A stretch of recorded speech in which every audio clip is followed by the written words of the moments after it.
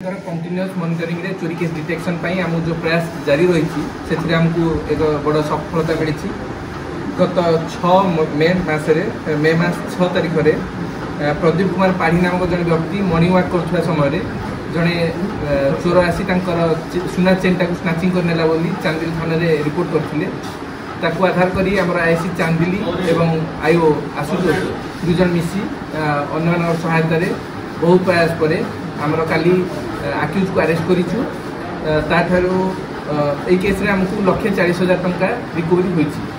सेपरी गत फेब्रुआरी 12 तारिख में साई टेम्पल रु चोरी होइथवा रिपोर्ट कंप्लेनेंट श्री शिव कुमार अग्रवाल देथिले। ताकू आधार करी आईआईसी रायगढ़ टाउन पीएस विभिन्न प्रकार चेष्टा करी एवं साइबर सेल रायगढ़ एवं आंध्र पुलिस सहायता रे आमे आक्यूज आइडेंटिफाई करथिलु। आम केस रे चारिटा थाना पुलिस को यूज करूँ। तार विभिन्न स्थान में हाइड आउट गुड़ाक आमर स्पाई एंगेज करूँ। फाइनाली कोरापुट पुलिस अरेस्ट करथिला। काली आम पुलिस रिमांड आनी से साई टेम्पल चोरी केसटा मानिला एवं ताठारू आमको साई मंदिर चोरी होता रूपा रिकवरी होती।